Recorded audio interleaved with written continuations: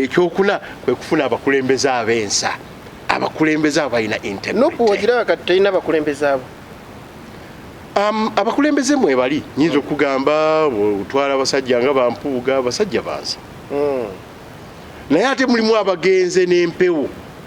z'okuzimba cult bwomugamba nti kakati n'omukulembeze yennyini watuuse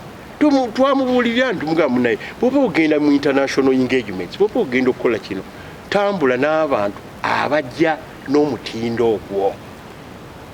abantu bano abakuwa amaanyi g'abantu lwe gajja okufunamu naye bw'ona otambula gwe n'obanga wali ogenze na Dani Magic wano ogenze na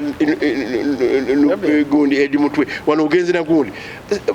balungi balina ne wasobola okutukiikirira naye mu nsonga ezo si be basinga okutukiikirira obulungi ekyokubiri wulirako ebibuuliriro buba ogenda kwogera ku byekonomi muganda wange tubadde tukusaba twala zaayi twala muwanga kivumbi twala kabanda twala gundi amanyi ebyekonomi naye bagenda bajja kubuuza nga naawe ne bwokyuka bwoti era olabawo ba Edi Mutwe era ojja kugamba bakubuuza oba fiscal policy ndi Edi Mutwe kakati ojja kubeera nga ekintu okisizza nnyo omutindo gwetaaga okusitula kati olaba ebyavudde e Bungereza tulina okutuuka ku byavudde Bungereza abantu bagamba ebigambo bino byonna by'oyinza otugamba byonna lwaki tobyogerera mu nuupu munda kubanga baba kwetaaga olw'endowooza yeeno okusinga okubyogerera ebbali ekisooka njagala ensi ekyongero kitegeera okuva ku naye bangi bakitegeera siri wa nuupu waliwo people power nze nazimba people power Fake Media. Bulungi ali ku Fake Media ogamba tenda gy'oli kansirenti buli kimu kitambula bulungi muzikola Haji Abdunur Mnyamishafi Kulwanga nzaaliwo tuzze ate tubeere nga tukutuusaako ensonga ez'enjawulo ndine Tamale Henry wamu ne Zaitun Lwasampijja okulaba nga ensonga zino zikutuukako bulungi olunaku lwaleero tuli ne Honorable Walter Samuel Lubega Mukaaku tugenda kuba ntwogera ku nsonga ez'enjawulo twalabye Honorable Robert Kyagulanyi Ssentamu nga tumulabako e UK Honorable firimu ye wagirabye nga tonnababuusa kambabuuzeeko mbalawusiza nnyo balamusiza nnyo mwena abatulaba ate nembeebaza gye mutuusaako engalo nebaza bannange aba Fake Media okusobola okutuwanga omwaganya guno nze olwayo gwe gusoose okumpa interview eri full ndowooza naye nebaza ate ndowooza ne bannayuganda babeebaza wetofaayo Honorable mbadde nkubuuza nga gwe omu kuba ali mu DP block ne mujja mu people power ekyo ne mukitabula ne mukitandika so si ne mukitabula ne mukiteekamu amaanyi ne kisimbula firimu eno ogira bwotya ku Uganda eyagala okujjawo empya okusooka nkwewuunyiza kubanga ebintu bino obitegeera nnyo abamu batera okubitankana banamawulire naye ekyokubiri omulembe gwa Robadoba obadde ogwakuyingiramu kubanga omanyi bwajjalaga nti ekintu mwana tukitabule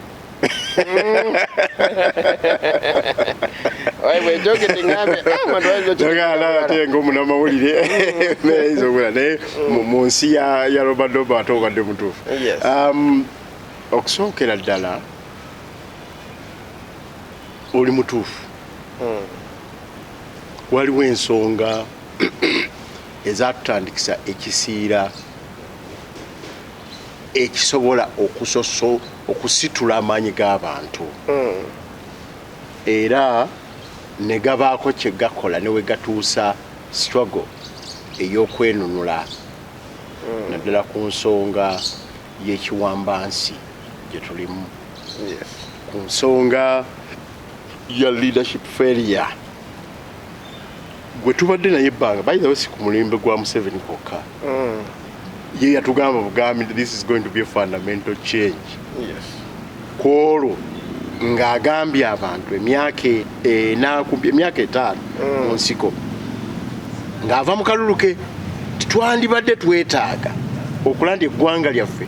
lyolekeza obwanga mu kutereeza ensonga za governance n'ensonga ya leadership failure eyali etuleetedde ebizibu byo ekitta bantu, ebizibu by'ekibba nsi, corruption, ebizibu by'okumalawo democracy olw'okuba nti omuntu omu awulira ne overstay. Bannayuganda tebamanya nti baali batimbwa bola mu kiseera ekyo.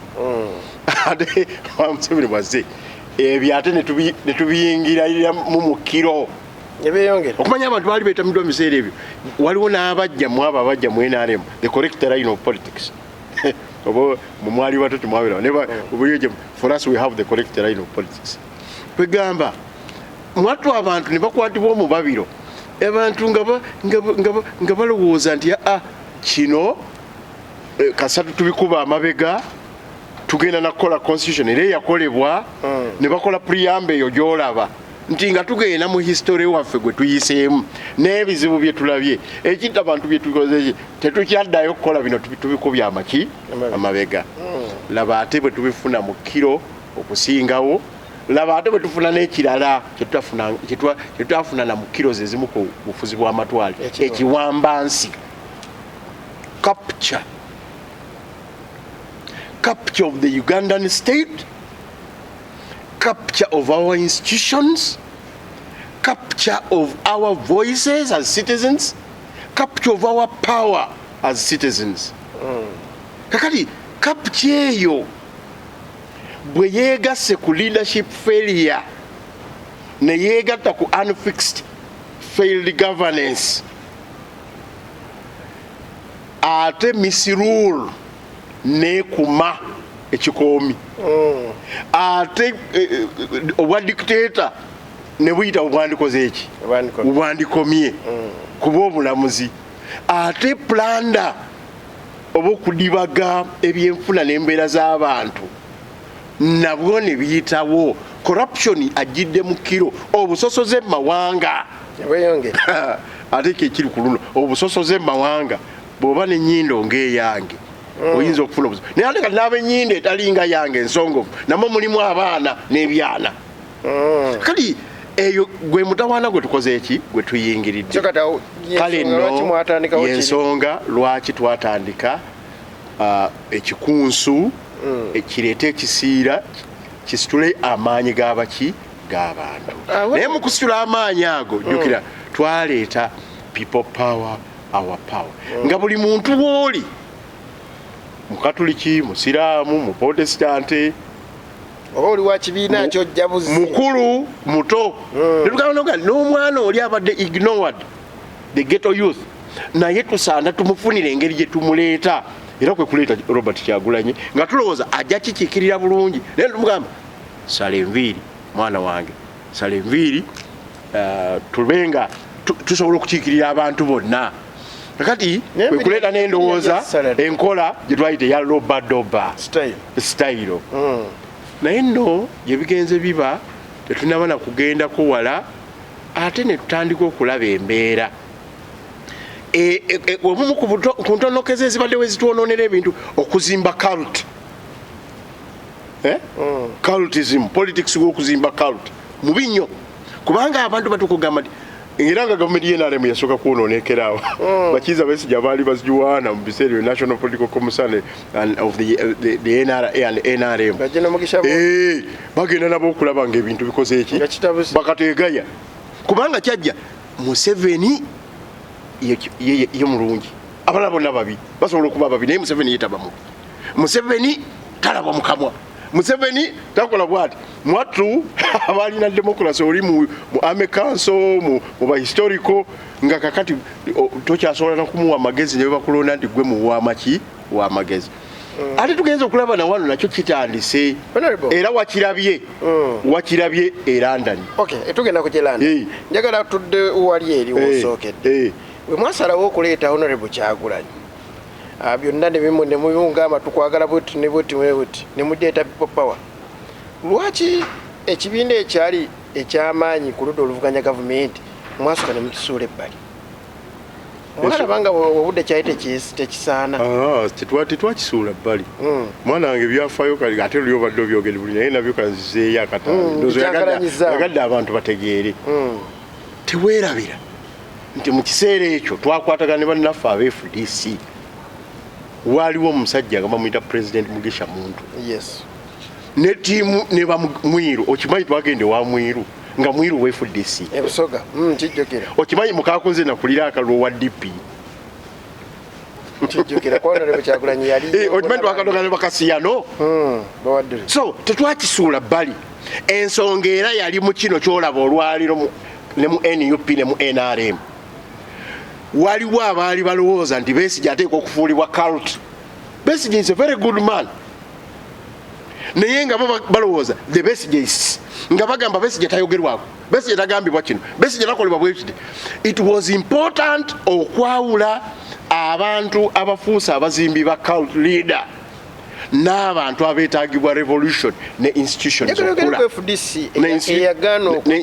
okula we mwakola DP block oba yali we mwasayiningirako oba mwatu akati awo oyogera yekigenda okukomera awo oyogera bamukulu Kyagulanyi bakwataganye ne bakibalama era ebivuddemu emitawaana byolabye olwaliro ndi wali emabega mukulu Kyagulanyi baaliwo Norbert Mao Jeno Mugisha Muntu n'abalala abakulembeze b'ebibiina ebyenjawulo nzijukira n'abalala baali okuba waliyo Honorable Mabike yaliyo n'abalala waliwo gundi gye mwatuula kale oyogera ku unions eya DP block ne musayininga FDC teyalinyayo ate kati era nakyo kye kakati tulina reunions omwo mwe twasitulira amaanyi gali aga people power ti buli muntu asobola okuba n'ekifo n'akatebe mu gaali y'omukka mu mmeeri ey'obunonozi okitegedde eyo yali reunion twali ba DP ba UID nga bw'olabye kino ekyabadde ku Africana nga ffe tukulembedde naye nga tugamba nti ndowooza tukyuseemu ku luno anka ya revolution ebeere yaba amazima na bwenkanya naye nga bakkiriza buli muntu okubeera n'ekisenge kye n'ennyumba ye ne boys quarter ye tusobole okuba nti ffenna tujyamu naye ate ekya DP block ekyo twali tuleese models ezinaatuyamba okwadressinga ebizibu bye tubadde tetwadressinga emabega mu effort y'okugyawo ekiwambansi obwannakyemalira effuga B na 2 byali bizibu ki twalina ekizibu kya interparty rivalry nti bwe mugamba nti twegasse ani wabeerawo abagamba ffe twajja kukuza FDC ffe twajja kukuza UPC ffe twajja kukuza DP kakati olwo mufuna obuki obuzibu era mwe mwaze n'endowooza zino kati empya eziddamu okubbulukuka if you are not NUP you are not with us ebyo awo kiba kikyamu kale kwe kuleeta modo ne tugamba no ebibiina bwe biba ebingi nga mu TDA bwe twali mubulwako ne gwoteesa naye naye tumanye endowooza zino zirina amatabi kwe zaava waliwo abaazaalibwa mu UPC waliwo abaazaalibwa mu FDC wadde ekyo kipya kya myaka 15 waliwo abazaaliddwa mu ndowooza y'amazima naki n'obwenkanya n'owajjeema ayinza after all nabo boogera justice economic justice and education n'ebirala nabo baamazima babwenkanya basobola okugamba nti katugende mu DP block oba bayinza okusigala bokka naye tukendeeze ku muyeeye gw'abantu abateekwa okutuula babeeko kibakanye kigenda maaso kwe kuleeta modo ebibiina tukole blocks era twagamba ffe katwesookereko ng'aba DP batulabe SDP PDP DP TJ yali abakoowa abakola ki abanyiivu tusobola okukolera awamu kwekola DP block ku Africana naye ne tugamba ne bannaffe ku olwo nti ne UPC bw'okwata Kosovo eya musajja atugundi wano ebwayiise n'okwata UPC Otunu n'okwata UPC Akena mu biseera ebyo nabo basobola okukola UPC block ne tugamba ne FDC katulabye twabadde twakatandika kino ekya people power mwiru twakamutwala ate katuwulira bekoze eki bekutuddemu Betty Kamya yaveeyo Federal Alliance lwaki nabo tebeegatta ne bakola kye tuyita FDC block kijja kwanguya omulimu gw'okuteesaganya nga change seeking forces okusinga okubeera nga ogenda kwogera oyogere n'ekya Betty Kamya oyogere n'ekya gundi oyogere ne PDP Abedi Bwanika oyogere ne gundi eyo modo ne tugireeta modo ey'okubiri twagamba yakwadressinga eyo yali yakwadressinga interparty rivalry yeeyo kwagala ebifo ne mwerabira ekiruubirwa ky'okununula ki eggwanga nga betulonda twagala babe ba revolutionary leaders era kwe kugamba nti bw'oba ofunye Kyagulanyi nga presidential candidate asobola n'okwesimbawo nga talina kiki kibiina oba neyeesimbira mu kibiina ekimu naye nga tagenda kugamba walala nti wano Kyagulanyi kyagambye so nga ate awo amaanyi abefudisi bebagakola ki bebagalina oba Lukiga oba Teso oba Karamojja aba FDC we balina amaanyi baleke batayizaawo aba DP we balina amaanyi baleke batayizaawo aba UPC we balina amaanyi erango nawala baleke bakole ki batayizaawo kijja tuyamba one tujja kufuna ba MP banja abawera ne local councils nyingi zetuwangudde ekyokubiri buli muntu ajja kubaganyuddwa ekyokusatu tusobola n'okubeera nti balance eyo gye tuleese ate outbalancinga gwe tulwanyisa n'olutalo lwandigenzeemu nti oba lwakuba mundu oba lwaki ne luggweeraawo mu kalulu wennyini kubanga parliament mugitutte okubeera hanga parliament tewakyaliwo agirinako artificial majority ezidictatinga buli kimu mu ngeri abantu gye batakola ki gye batagaana ezitwala n'eddoboozi ly'abantu so nituleeta one to one model era twagiyigiriza neera mu biseera ebyo bali abaali mu kuzimba cult bagambirawo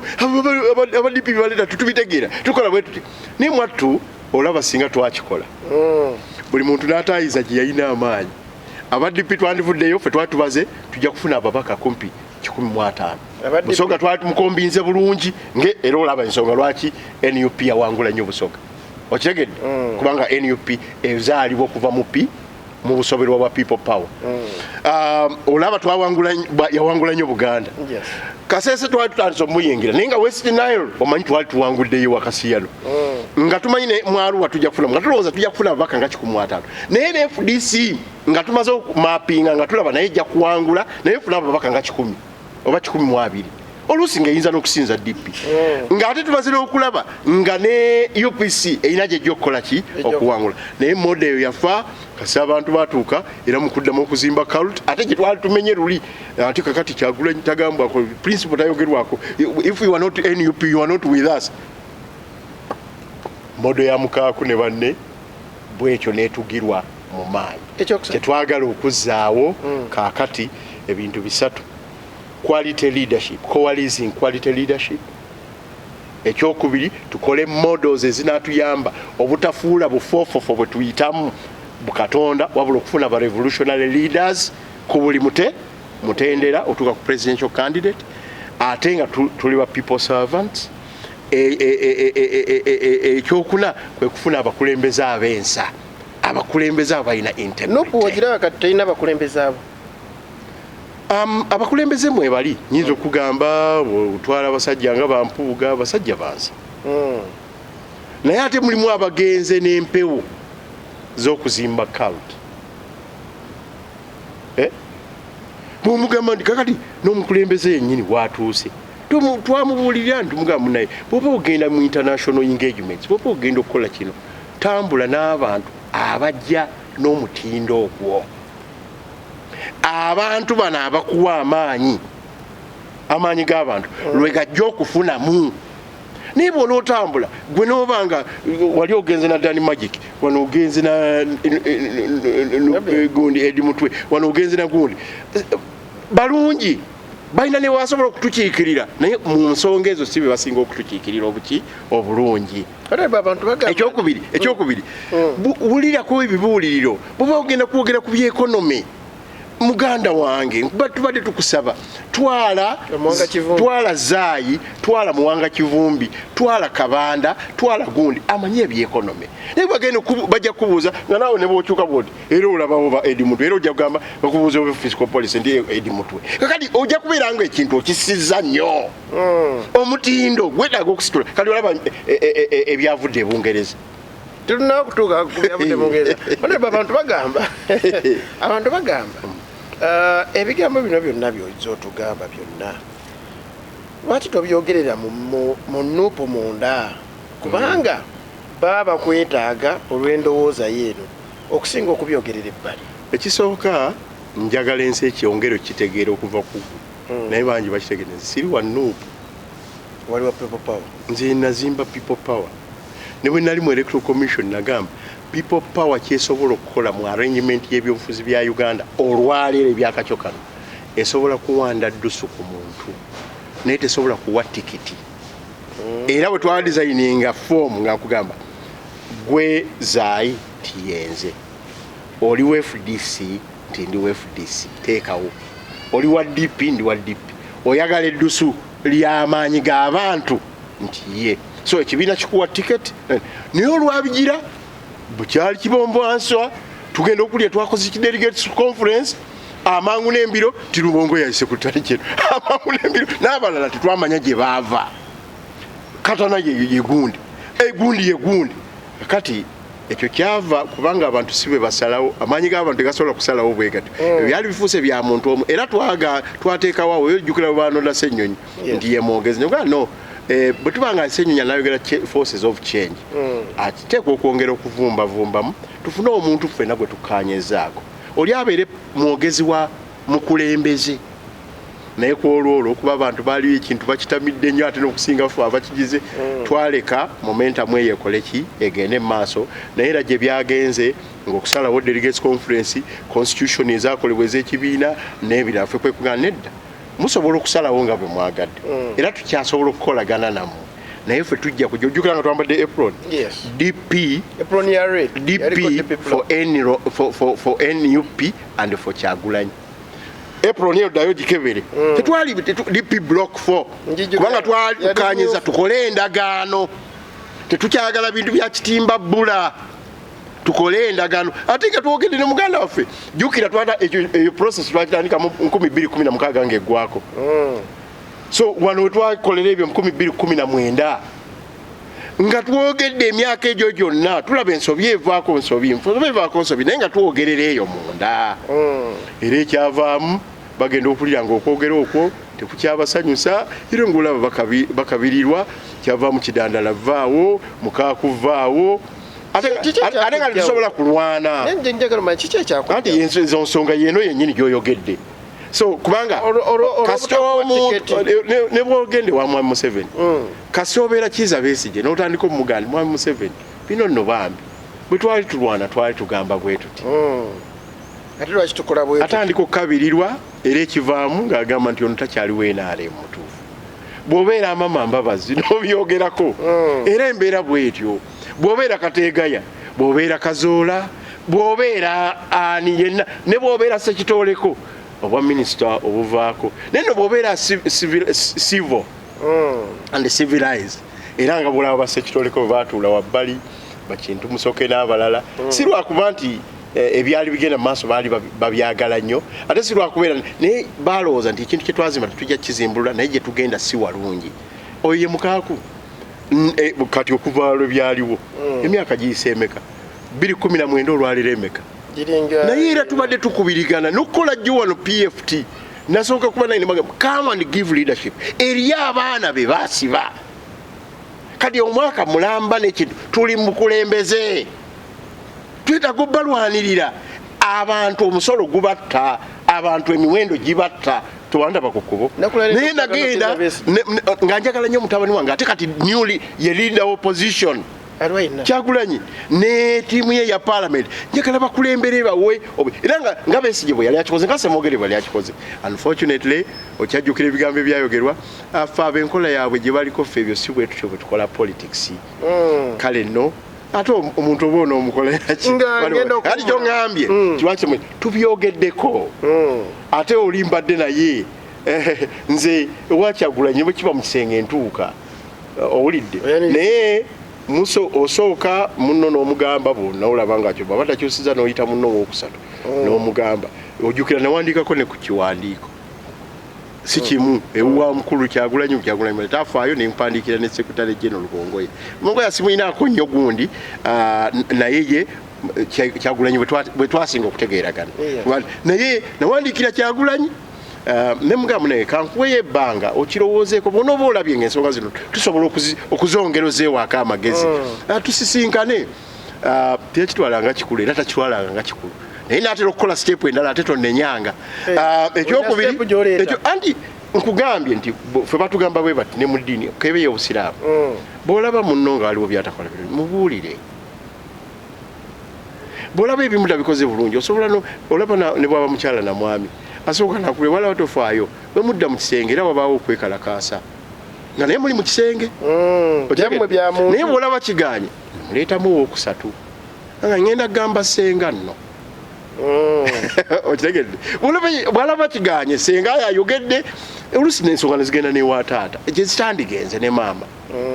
naye bwe kiba kiganye ayinza n'okunoobako nze bannyinaze nabagamba nga tonobanga okujjako ng'osazeewo nti oliddayo omukyala omusajja owulidde kubanga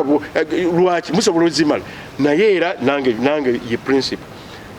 twagumiikiriza embeera zonna paka we twatuukaawo bwe baali bagamba nti buli muntu kati ateekwa kufuukawo NUP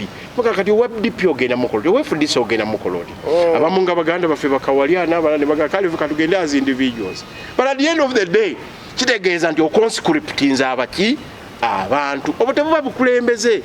at the end of the day baba balina oli komanda baba balina abasibe be basibye olaba mu lutalo wakati olwe Hamas enga amasasi gayitingana buli omu alwana okujjawo akoseddwa ati waliwo abagamba nti bali mu bibiina bino naye nga balinga bali mu busibe mu lutalo lwe Hamas Isirayiri ne Hamas nga amasasi buli omu agezaako okujjawo abalwanyi be mu ddwaniro abakoseddwa n'abafudde lwaki kuwa maanyi abalala kali abantu baffe nga basibiddwa 3,500 ababuziddwawo 4,000 totubagoberedde n'abafa bakawuma n'abalala n'abamu tetwabagobera okuva mu Arua kyali kitukakatako immediately nga twakagenda mu parliament okuduumira tiimu zaffe mu parliament ne mu councils eno yensonga esooka ku mmeeza ebintu ebyo nabyogerako ne muganda wange and we need to fight for these people n'abamu bwe batusiba ne bamukiriza besejja ne mbasange eruzira naye nagenda okulaba nga relaxation kati wayise emyaka ena n'abamu babuzibwawo tokyasobola bagoberera ate kati lwe tugamba nti abantu balwaniridde nnyo kirungi nnyo kikoleddwa naye kikoleddwa ekyokubiri tuwagire bannaffe abali mu councils bwe tuba twabalonda babeere abakulembeze ng'abali mu parliament bampuuga baani abali mu commissions n'abalala n'ebyogenda okuwulira ebitebe tebikwatagana nabali mu assemblies abali mu assembly tiimu bazaawula kati nga bwe mbadde ndaba mu parliament ate zaakaali ku sayidi ndala ate gundi ali ku sayidi ndala kale ebintu ebyo binuma kubanga ayo tebasitwako n'ensonga yeri mu parliament naye nga sinawummulamu saakulanga bagulawo ekitebe Dr. Besigye namulaba ate nga munywanyiwo saakulaba nze nga bwawulira bwe twakola ku Africana tewawulira nti nabayita bonna bamukulu Nyanzi n'abalala naye kati nze obutayitibwa kwange kiba kibuuzo kyange kuddamu olina kibuuza mwami Kyagulanyi ne Luhongo yange wetani nkusuubira okukulaba waakiri ningamba nze omulimu ogwange nagukola okuva ekyaddondo neyitanzekka naye kati nange nako okweyitanzekka nawe oyagala bakuyita neyanze kansoke mpumulemu katono ngenda kubanga nkomawo na biki ebiri mu parliament kankomewo Fik Media kyaliko okola kyamaanyi nnyo ddala okyali ku Fik Media twogera ku nsonga ez'enjawulo saagala obeere nga weerabira Fik Machinery and Auto Spare Parts esangibwe Wakitika ayagala spare yonna osobola okubeera nga ate ogendayo ku namba esimu 783 35 5952 Wakitika edduuka T26 ate osobola okuba nga ofuna fan belts ennungi timing belts bearings oil seals wamu n'ebirala osobola okubeera nga ate obifuna bulungi nnyo ddala honorable tukyali fenna atwagala tugende mu parliament naye njagala tusooke tuyitirieko ebungereza honorable Kyagulanyi munywanyiwo kyaddaaki alabibwako ebungereza oluvannyuma lw'ebbanga lya myaka 10 we yateekebwako envumbo kati gyali ali bungereza kyakusanyudde fenna okuva ebbanga lyonna twali twagala nnyo abenga asobola okutambula wonna wasobola. Kyabadde kirungi ensonga zo tuzimanyi naye kyabadde kirungi okulaba nti embago gye baali bamuteekako ey'Ebungereza at least emaze neekola ki nevaawo. Njagala okwongera okumusabira buli ddaala ly'aba atuuseeko abenga alituukako mu bukakkamu mu kisajja kikulu wakati tasi wa bulijjo wanjawulo era alina okumanya n'eddaala lyaliko naddala ng'akyali mu buvunaanyizibwa bw'okukulembera ekibiina ne opposition naye alina okwegendereza okukendeeza excitement akimugamba dda excitement oliyangambanga anti mwami Mukaaku you must learn to unlearn certain things nemugamba nange munaye n'omuto gw'ozadde akkubira engoma n'akola kino nozina naye bukuleva eno oteekwa okwewala excitement oteekwa okubeera omuntu alina integrity nga kyoyogera kyekyo kubanga omuntu bw'oweza emyaka 45 oba tokyali mwana muto ekyo kijja kubeera nga mwami Museveni agize emabega naye kyeŋŋamba oteekwa okwewala excitement oteekwa okubeera ne integrity oteekwa okuba honest oteekwa okuba accountable ku bintu byokola byoyogera ne bye bakutumye okukola. Baani yamuteekebwako yali yabutawagira n'oluyimba lwe yayimba oluvumirirwa ebikolwa eby'omukwano ogw'ebikokojjo ye baani eyo webanga emuggiddwako tugambe nti Bungereza ebyekivuddeko okusooka nga yo tenaba na kukivaako oba tonaba kulowoozayo yo oli omulala kyakola gwoteekwa okwetereeza. Mbadde ne mu bbaluwa ziri ze nawandiika namubuli nali ndowooza nti waliwo lessons ezaayigibwa mu ekyo naye olunaku lwe namulabanga ku lulimi lwe ng'omukulembeze ng'ayimba Nalumansi natya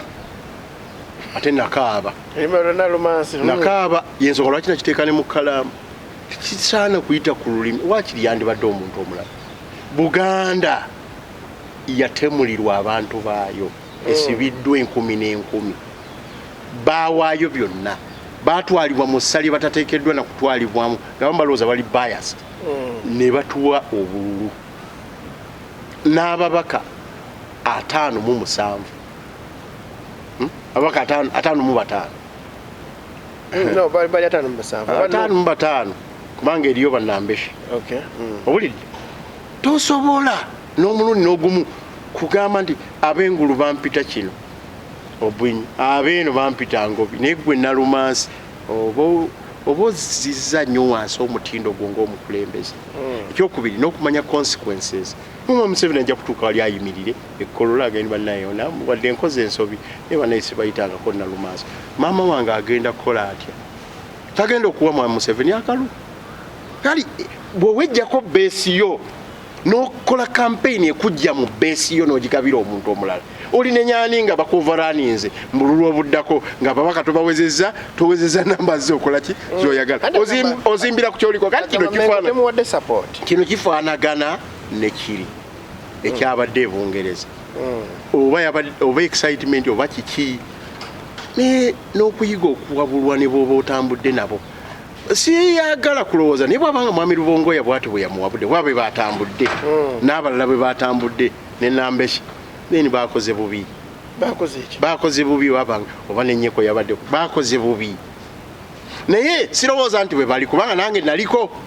nga nze muliko ku lusigere olubyo oteekwa okuyiga nze kye nalinganwana naye yigira ku bantu b'otambula nabo kye bakugamba toyinza kutuuka Bungereza mu interview no disowninga opposition yo gy'okulembera amajeego yagidisoniza kwene bakugamba n'ogamba kati ku byebisiyaga nayiga luli nali muto bwe yayimbira nti yali muto statement yeeyo okusooka bwe wayimba era byavaamu ebizibu tabala bigambo. Ekyokubiri kati ogenze eri ogamba luli nali muto naye kati nakyuka era ndi muntu mukyufu nnyo ku nsonga eyo naye kati bwejatuuka ety okuyita walina ababaka ba palamenti bakolera Museveni era ku nsonga eno Museveni yagireeta ng'etagetinga nze why you etagetinga nze era abo ababaka bonna balonda bwe batyo kubanga bandyamu olukwe bakulyamu olukwe 57 galonda okugamba nti omuze gw'ebikukujjo gwokulya ebisiike mubi ne galonda gakulyamu olukwe therefore gwe ng'ekibiina nekyokulembera ne opposition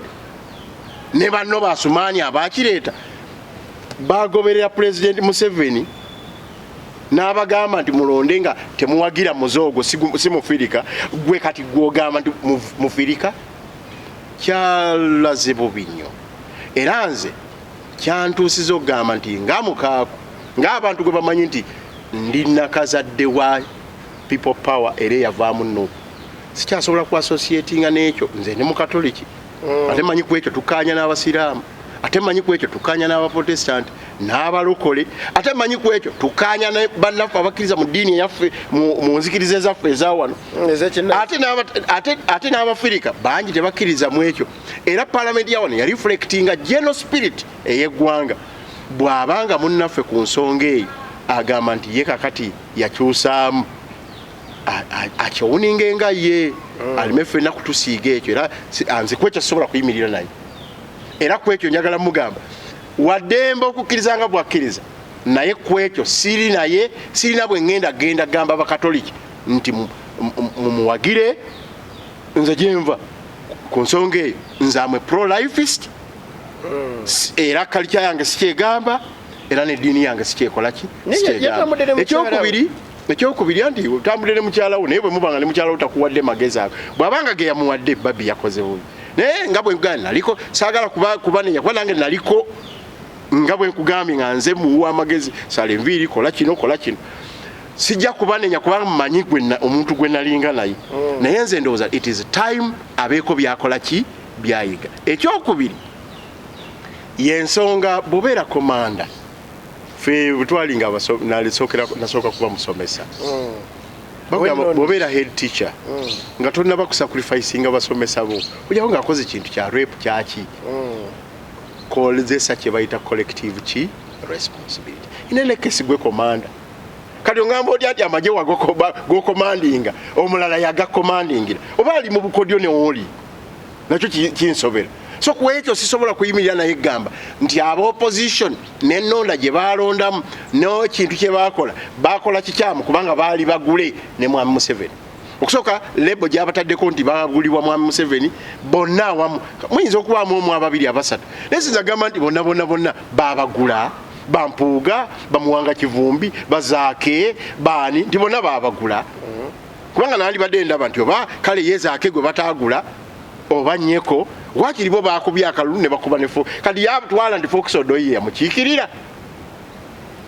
bwabanga Fox Odoyi yamukiikirira naye yandimwogedde directly n'atabuzaabuza Fox Odoyi yankolera omulimu oyo wakiri yakola kye namugamba naye aba NRM aba DP abaki bonna ne ba independent bonna balonda bwe batyo why do we disown them kati omusajja ekyokubiri n'oteekawo n'ebirimbo nti kino kyaleetebwa olw'okuba olina kyoyagala okufuna oyo cheap popularity ne politics wolubuto otali wa state wa moyo gwa gwanga olwokuba olina kyoyagala okufuna n'ogamba nti nekyo Museveni yakireeta kati ne Asumaani basaalirwa eyaleeta nejjeema obidisowunize omwamagezi ki tugende mpale amagezi nagamuwadde dda ayongere okuyigira mu nsobi ez'emabega ensobi yaviirako ban yali nene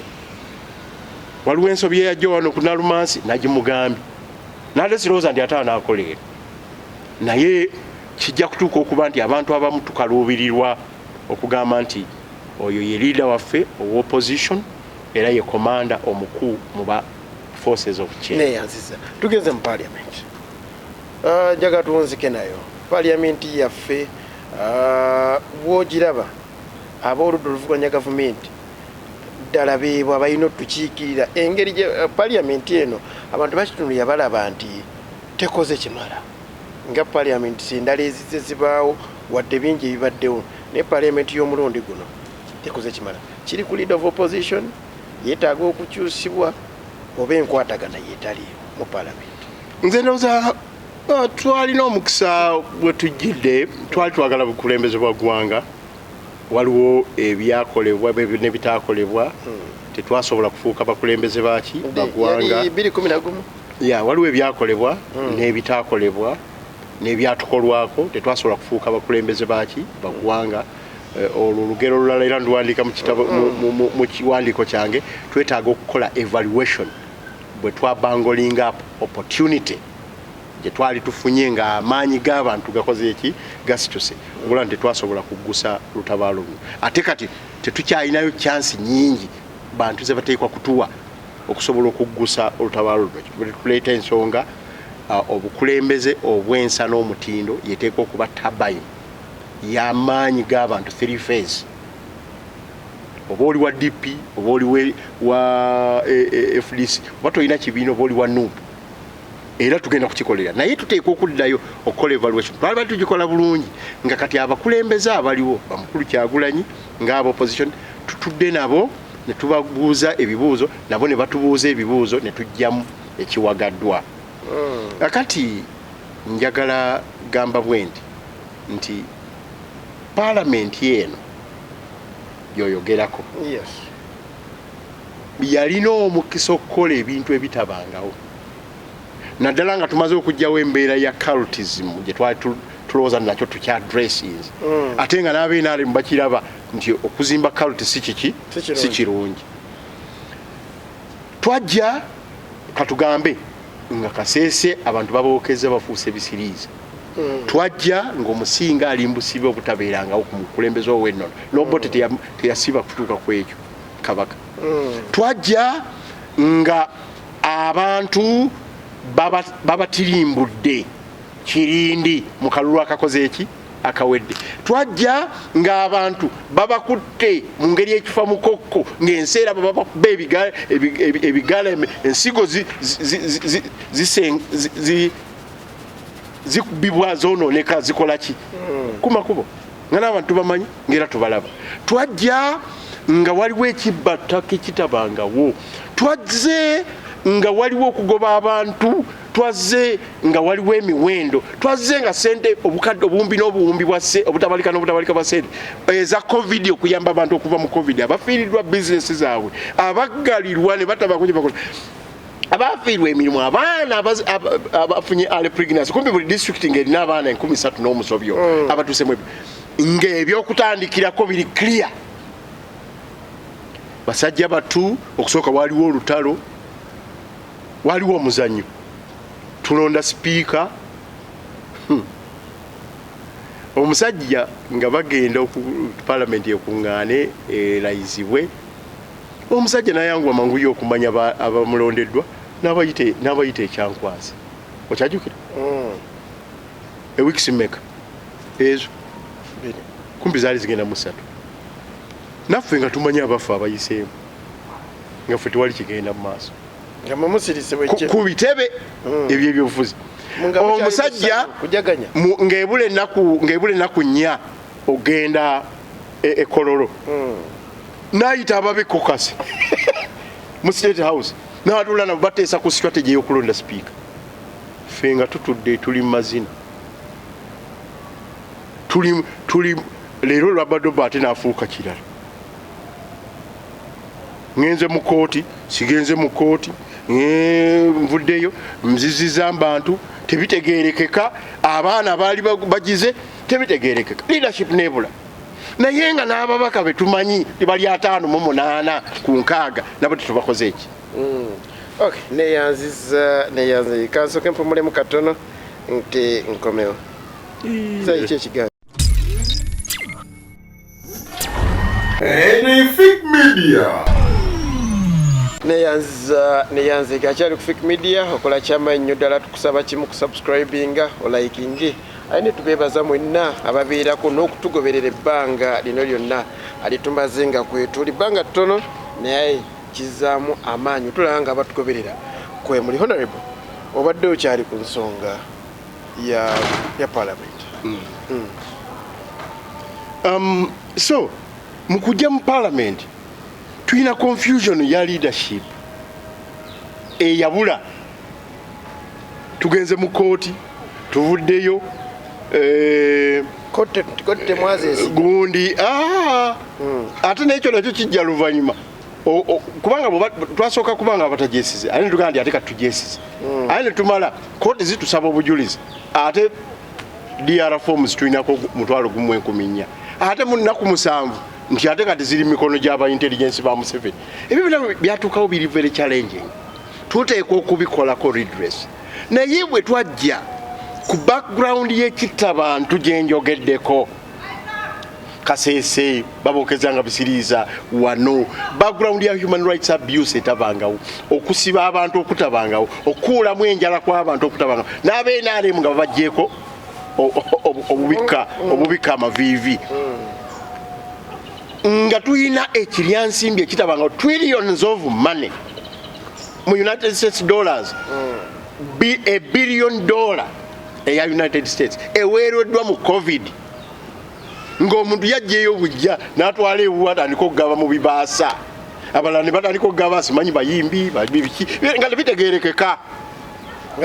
twalina cause ng'abantu bali mu kirinyansi cost of living etabangawo erinnyo amafuta biki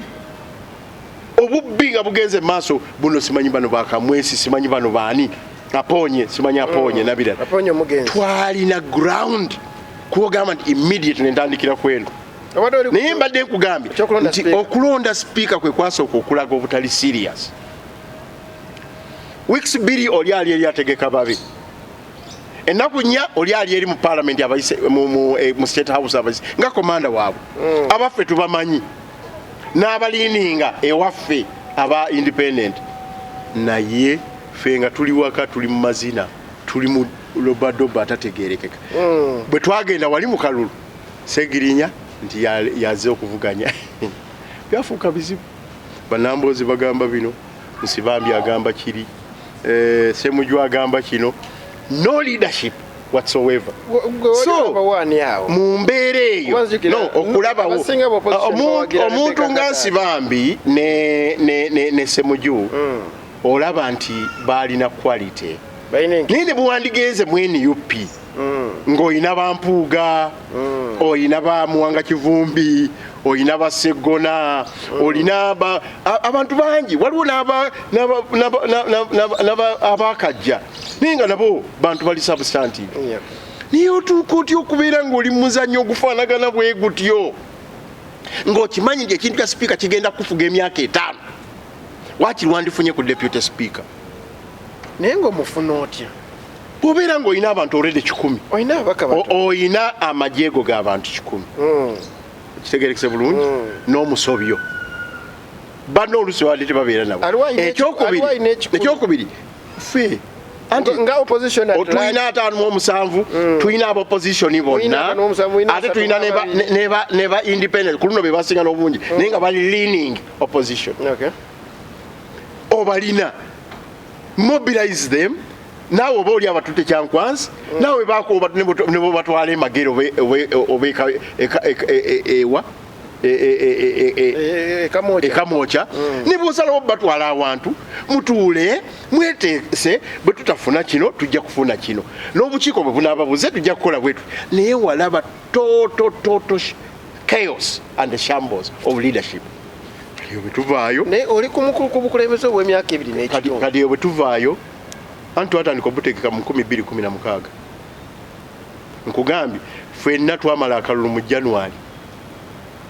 lwaki oli omulaba ng'akola kyakoze kati gwe komanda w'amagye gwe tosobola kukikola ekiba kiregeza if you can't provide leadership just give up naye goonenya aze 2019 anti nkugambye nti ffenna twamala akalulu 2010 2021 okay oli kano aka 2021 sorry 2021 mu January okulonda kw'obukiiko bwa parliament ne ba speaker kwagwa ku 5 ontegedde bulungi yes kati nkufuna oli alina ne pressure alooza n'akalulu bayinza okukaddamu gwe you have everything to gain but nothing to lose yoli alina everything to lose and almost nothing to gain. Ne experience okwoza Mpuuga yali abaddeyo, Muwanga Kivumbi yali abaddeyo, Segona baali babaddeyo, Semuju baali babaddeyo, bokulembera okujja kwa tobeebuuzaako. Kati ani gw'onenya? Bwe twawangula obululu bwonna bwe twawangula experience yali yagijeewo okuva ekyaddondo okutuuka Arua. Experience yali yagijeewo ejijja kuba Mukaaku. Okay. Yajija kuba Mabike, kuba Karuhanga, kuba Mwiru. Uliriza kuba Mwiru. Anti watu twabyogeddeko dda. Okay, yes, kitegedde nga mwagenze bali. Amaze okuwulira nti kati abo abasajja bayimanyi kakati babo bakubuuza ebibuuzo abasajja bazibu nnyo. Kakati naafuna abangu. Bwe yafuna abangu ye Rubongo ye Katana kakati ba Edimutwe n'abala. Bamuwe ku magezi ago. Hulide. Naye olabye ate oyigira ne ku munno. Amagye gali wali, gali ku lusozi Makerere. Gwoli ku lusozi Kawempe. Embeera ya lutalo. Buli bakuleetera intelligence gagenda kulumba. Kirangiriddwa na ku radio. Gwe ngodde eno ng'ozina mazina e Kawempe. Oyina kutegeka regiments zo, troops zo, command zo, tankazo, emizinga jo. Yonna gy'oba olina mu mbeera gye kiba kifaanagana. Naye bw'oba nga tokisobodde, then ekyokubiri omanyi nti oli agenda okukulumba yakutte abasirikale b'3,500 abatadde mu busibe. Abuzizaawo bina. Abuzizaawo bimeka? Bagane n'abamu be batadde abalabiseeko enjala zaavaamu. Oh my God. Ate nga n'abamu baabase mu lutalo lumu atuuse okuwamba olusozi Kawempe. Okitegedde? Nga muva ku lusozi Gayaza. Okuyita okutuuka e Kawempe baabaseemu abantu bangi nabo si baziike. Simanyi okitegedde bulungi. Obeera komanda bw'oba bwawo leadership. Wandibadde okola ekisingawo. Wandibadde okola ekisingawo. Ate ng'olina ne boolabiddeko Semwogerera Ekiza Besigye Sebagala ani be babadde bakola. Ate n'ono gw'ovuganya naye. Kakati bwe batutuuse mu parliament ku kibuuzo ky'obuuzizza. Omusajja aleeta legislative agenda ebyo byaleeta ffe si bwe tukola. Gwe nange tubadde tubiraba. Byalese n'ebyo ffe tetunababikanya ku bulungi. Kakati nomuyite ku kitebe kyo omugambe gw'ogenda okulidinga n'abalala aba DP abaaki zino z'ensonga genda obayite. Naye mu nsonga 17 zebakanyako omusajja agenda alidinga olutalo nkuwadde ebibinja 17 temwali mu kibinja kyakulwanirira basibe kyakulwanirira human rights. Genda ozikebera ensonga 17. Nagamba kyakulwanirira prices ezaali zirinya. Ate n'abagezezaako kuyamba okikwate waki naawe okijeemu wakiri olinyire tokota Besigye ne Mukaaku n'abalala ffe bye bakola tetubikanyako. Then leadership yabula. Ensonga endala mu parliament yeno kwe kuddira n'otandika okukola obukundi mu ttiimu ye ya parliament. Obukundi butya? Kano kakundi kazaake ne gundi kawakanya Mpuuga, kano kagundi ne gundi kawakanya kino. Shambles of leadership. Shambles of leadership. Oli munamawulire genda wezuulire kola research. Olidde. Kati n'omusajja tugenze gye Munyonyo. Simanyi oba waliyo. Tugamba kati olutalo oluli wano myaka nga tubuzaayo emyaka 2 n'ekitundu. Aba parliament bagambye tugende tulabe nga tusimbe kuulirya electoral constitutional reforms. Oh my God. Olwavaayo bwe tuti nti ate ekiwandiiko kivudde ne press conference ekamwokya. Ebyo bye babaddeko emunyonyo bali mu byabwe. Kakati there is a big problem, my friend. How can it prioritizing ebyogenda okukola firimu ebyogenda okukola ki amagye tugalese wano awo wabaawo obuzibu. Ekirala enkwatagana n'ebikunsu ebirala byogamba nti gw'obikulira. Kubanga bw'obeera nga gw'ojja kulaakulanya nkambi emu y'ebbombo naye ng'ate olina Masaka mechanized kasijjagirwa tekwatagana na bombo ng'olina training gundi ey'ekabamba tekwatagana na bombo ng'olina oweya force takwatagana na bombo amagye ago lwana olutalo ne gamalako era bajja gakubanga Museveni bwe yakubaaga Obote ne batandika okukoza uncoordinated movement of what? Of troops. Bw'obeera leader opposition ng'olina ttiimu y'omu parliament giwa obuwagizi gezaako okulaba nti ogikuipinga balabe nga bakwatagana n'ebikunsu ebirala naawe nga bwokalagana n'ebitebe ebirala noonya enkwatagana yakamwokya n'ebitebe ebirala bwe babeera ba ANT abaali aba people power osooka bakuulamu bamwiru kale omala obakuulamu bamwiru n'obatwala basigala bakwesiga nnyo mbuuza ggwe bw'omala ogenda mu DPR alikolaganye nawe n'ogitwalako abantu esigala ekwesiga nnyo